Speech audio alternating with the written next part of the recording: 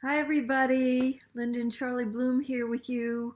It's crazy, topsy-turvy times, and we're going to be speaking to you about managing relationship challenges in this crisis of the COVID-19 because people are living under the same roof with each other in very concentrated circumstances because they don't have the normal going to work, going out for the gym, going to visit friends, going to restaurants and bars available to them. So it's kind of a pressure cooker. And some people that we know have kids coming back from college, and they're three kids who have been out of the house for a few years and they're back.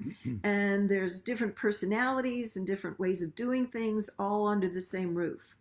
So what we want to speak to you about today is the opportunity in the midst of this crisis to get our communication skills up leveled, and particularly our conflict management skills, because people are all over the continuum from being in denial and going to a large degree about their life as they were before the crisis, to the people who are somewhat hysterical and really hyper about what's going on, and everything in between.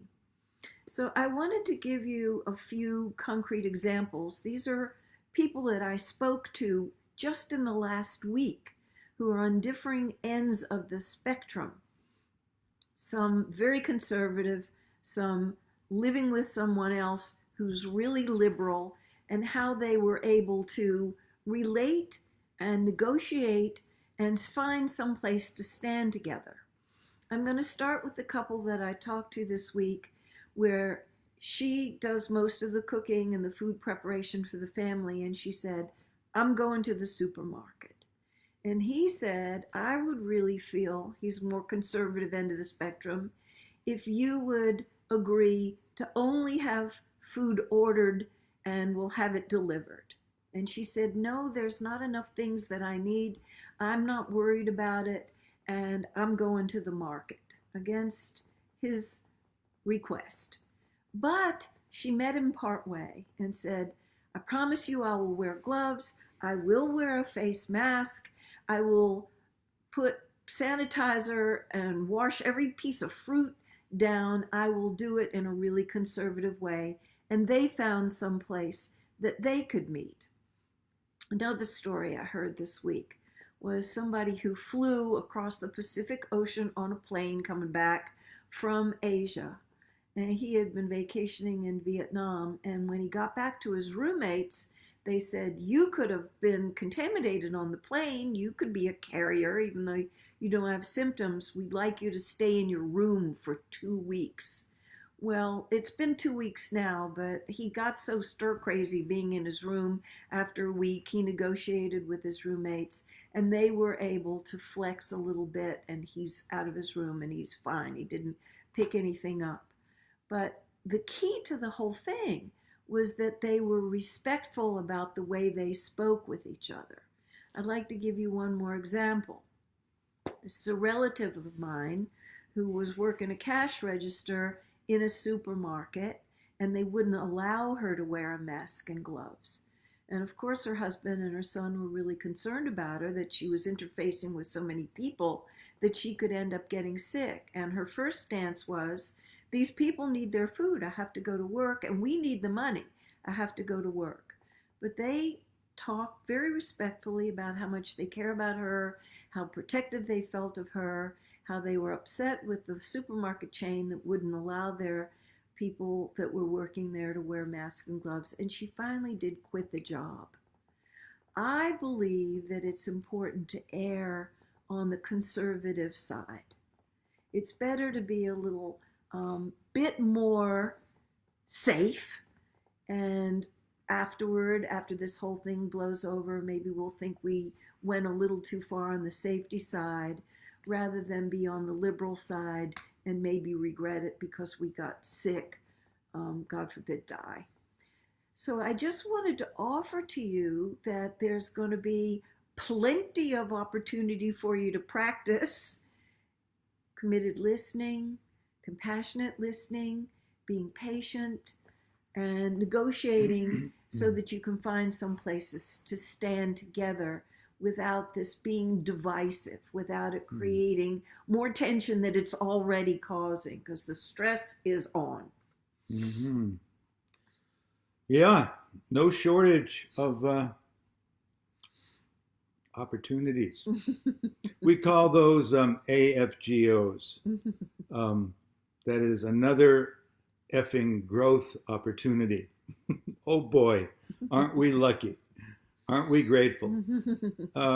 Probably not. That's not the first response to a growth opportunity, is gratitude. Thank you for giving me this opportunity to grow and to become a more understanding, loving, compassionate person. We may notice that our fuse is a little shorter or a lot shorter than it used to be in the old days. We're talking about them in the old days, as the old days now. We may notice that we're more impatient. We might notice that we're more tense. We might notice that we're more sensitive to criticism or more inclined to interpret things as being critical or judgmental. And short fuse all around. You interrupted me. I know. Okay. See, even we are subject to that. But yeah, a little humor can be really helpful. Good for us. Yeah. But that's one of those commodities that during these times, it's harder to find than previously. It's harder for each of us personally to find probably the quality that we most need these days, or right up at the top of the list, is patience. And to be patient with each other, to be more willing to cut each other some slack, to be less inclined to act on the impulse to verbally lash out at our partner, or to rush them, or to criticize them, or freeze them out, or whatever. And of course, we need all that understanding and patience and compassion for ourselves too, because to the degree that we can't give it to ourselves, there's no way we can give it to them. So when both of us are reacting from that same place of impatience, of hypersensitivity, of judgmentalism, of anxiety, of fear, when we're both in that state, what we're both inclined to do is to look to the other person to bail us out, or to take that distress away. And the problem is that we're both operating on a more limited reserve of those very important emotional resources. So the challenge for all of us is to really lower our expectations of how we should be and how the other person should be, and to be more tolerant of the kinds of reactions and responses that we're more inclined to make when we have the anxiety that we have during these times. Cutting a lot of slack. Yeah, that's a huge factor. Anxiety is amplified when we don't exactly know what to expect. And boy, do we not know We're it in these the days. void. We're in the don't know. Yeah. And it's pretty nerve-wracking. And we don't know who to trust, who's giving us information. And we need to cultivate our own self-trust and be self-referential to make wise decisions, because there isn't a format for how to proceed. And the people who are governing the state, even the medical research, the higher ups in the government and in the health departments, they're all flying by the seat of their pants because they've never been challenged with anything like this. So we want to be patient and compassionate for the people who are in charge, but we want to tune into what's true for us as we make our choices. And if you're in a state and you happen to be listening to us and your governor hasn't give you the sequester in place, but you feel that you want to do what California and New York are doing and be on the conservative end, to trust that and go ahead and sequester in place, even if it hasn't become policy in your state. I want to get back to the little microcosm of the each couple and each family making decisions. You know, for some people, the value of keeping their fitness program going, even in the midst of we're supposed to be sequestering in place, is being divisive in some families. Because he says, I can't go to the gym. This could go on for months. I am going to keep going out to jog and ride my bike and walking. And she, being on the more conservative end, says, I think it's dangerous out there. We've got an order to stay in, and I don't feel good about it. And he is just, on the opposite end of the spectrum from her. Where can they find a place to meet? And the couple that I spoke to, she finally did say, okay, if you go out really early in the morning, like at dawn when there are not very many people out there, if you're wearing rubber gloves and you're wearing a mask, I can see how important this is to you, that you must keep your exercise program going. But I'm grateful to you that you're doing it really early in the morning when there are less people out there.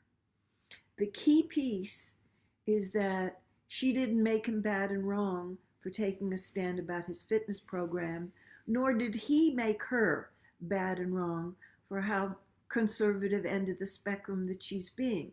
He let her expose that vulnerable fear that she had. I'm afraid you could get sick. I'm afraid you could die.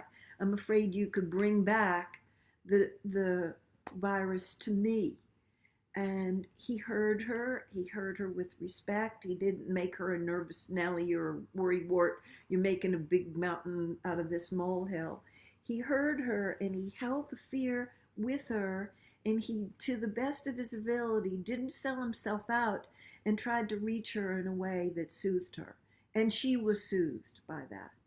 And that touched me, that they stayed in dialogue in a way that brought them to a conclusion that could work for both of them. We've talked about this phenomena of how we tend to attract people and be attracted by people who are very different from the way we are, who are temperamentally or in terms of their personalities, or sometimes even in terms of certain values. And how we find ourselves having to deal with these differences. And in times like this, those differences can appear to be amplified or exaggerated, right? Because our capacity to manage them the way we normally do has been strained by the demands of living with the level of uncertainty that we're all living with. So our capacity has diminished a lot, which is what I was saying earlier. The other thing that complicates it is that we're not having access to the normal, usual avenues and options that we have when we get into a place of stress or high anxiety or some feeling of overwhelm, where we can go out, and get involved with an activity, or take a break, or hang out with somebody else, or just do something to break things up, to separate physically when we're under that kind of stress. Particularly those of us who tend to be more introverted, And introverts like me, we tend to look within. We need time to be in, quote, our own space to process some of these feelings that we have. So that's one of the things that some people who are predisposed in that direction will need for themselves. There's obvious challenges and difficulties in living in a situation where we literally can't get away from each other, and which doesn't necessarily mean that we are experiencing the kind of fulfillment and support that we need if we're an extrovert. Extroverts, I like to connect. alternatively, their desire, particularly when they're feeling stressed, is to connect, to communicate, to engage, because that's how they deal with and diminish their anxiety and their stress level. So you can see that this is kind of a setup, because first of all, we're going to be attracted to somebody who's on the other end of the spectrum from us. Not always, but in many cases we will. And we're both looking for the other person to be more like us at the same time. Mm-hmm. So if that isn't a setup, I don't know what is. And I want you to take your solitude time and go in your office and go behind a closed door. And I totally respect that, because I know that you'll be more present with me after you get your plentiful helpings of solitude. And then the connection can be meaningful, because people can be together, round the clock, 24 hours, 7, but they can still be feeling very lonely. They still don't have that need for intimate, meaningful connection met, because they're not engaging at a deeper, more authentic level. With feelings, with appreciation and gratitude, with authenticity, with vulnerability, and the kind of conversations that the people that I'm in admiration of are really speaking about the stress that they feel, their fears of death, their fears of having a long-term complication, even if they got the virus and they survived it, because people's lungs are sometimes scarred on the other side of their recovery. It's not a full recovery. So when people are speaking about the things that really have depth and meaning, that's connection of a profound form. Yeah, and it's not just about the grim possibilities. It's about the hopes. It's about the dreams that are still alive. It's about the gratitude that we feel when we are facing the possibility of a life-changing or potentially even life-ending circumstance.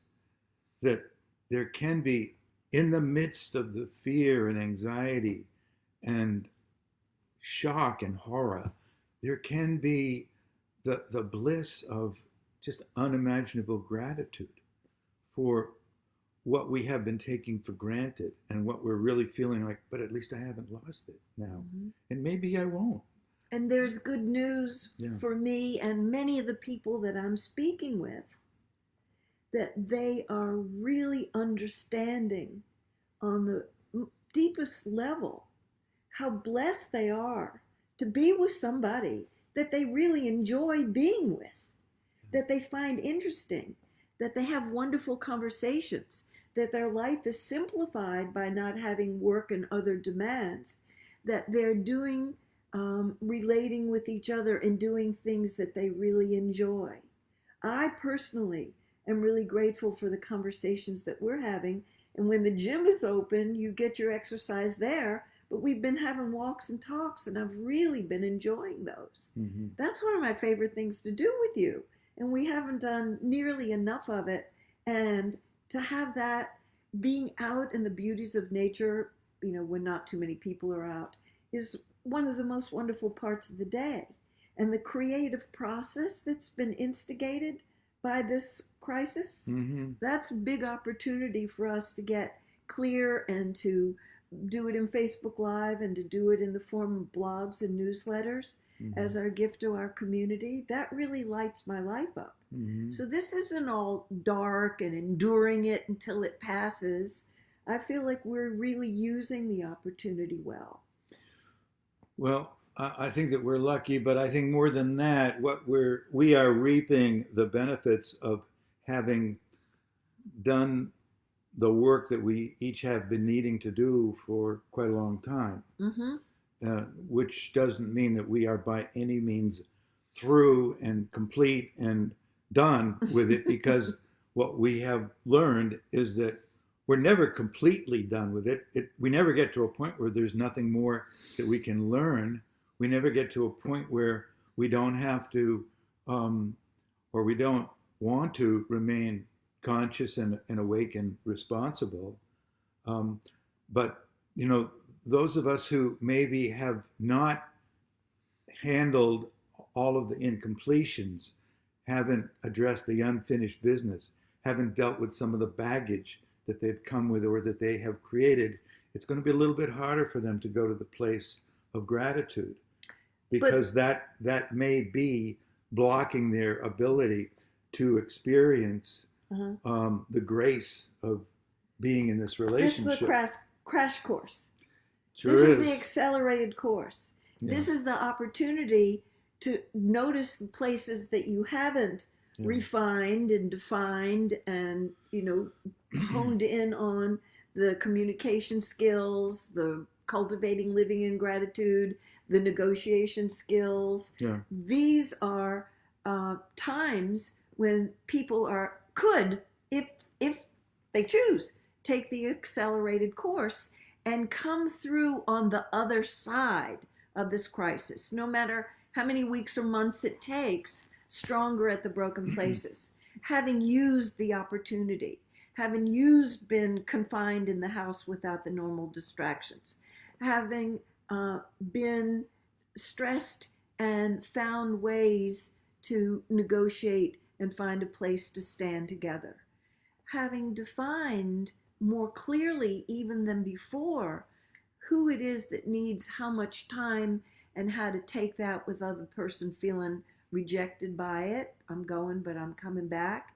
And the person who wants more connection, negotiating for that, and then being willing to let go. These are wonderful life skills that people have an opportunity to really hone in on them and strengthen them now. So at the point that we become aware that, looks like we still have a few more things to learn, or at least I do. Of course, I'm going to be much more inclined to notice how much you've got to learn. Big surprise than that me. We've got work to but do. The bottom more line work to is do. that it's a choice point. I mean, it's a point for us to push the pause button and take a look at what are our options here. I mean, one is we can continue to just do what we've been trying to do, which is not working too well right now, which is stay in denial. Stay in denial. And you could get drunk or stoned. And well, I don't do that stuff anymore. No, I mean, it's a choice that people could avoid the challenge. That option is there. But whether we're going to stop running away from the things we have been avoiding, to stop what our friend Sam Keen calls avoidance, which is a void dance. That is, we're both kind of dancing around and away from the issues. We're in an avoidance. And we can say, well, this isn't really working now. It didn't really work so well then, but it's really not working now. So we have the option to stop that dance and start another one, a dance that can offer us some more fulfillment and peace, and actually use this crisis as an opportunity to not only grow personally, but to grow our relationship with more authenticity and love. Now, I don't want the listeners to get the idea that we're in denial about the part of this whole situation that really is horrible. There is a part of it that is really horrible. It sucks. And that's true. And I think people are much more aware of that. But right alongside, a thought away, is all the opportunities that come with crisis. And so to hold the tension of those two opposites, this is bona fide shit. It is. When this many people are sick, when this many people are curtailed from work, when many people are worried sick about their livelihood, money, the economic impact globally, this is not in any way, shape, or form denying the seriousness of the crisis that we're in. Mm. But right alongside, to use it to our best advantage, because it is going to come to a close. And we could learn so much and grow so much because of the stress that's forcing us to look at things that we can normally escape. So next week, we're going to continue our series of talks on dealing with the new world that we're finding ourselves in and the challenges that it provides and challenges us to face, particularly in terms of the relationship challenges. Yeah. So tune in again next week. We'll be continuing this as long as we need to, as long as it's relevant to our current situation. Mm-hmm. Tell your friends if you think that they might benefit from tuning in. Particularly if they're really scared and kind of depressed and they're withdrawn rather than leaning into the challenge. Perhaps something that you say to them and that we've been saying would perk them up a little bit to begin looking at this through the eyes of opportunity. Okay, well, be well, take care, stay safe. See you next week. Bye-bye. Bye.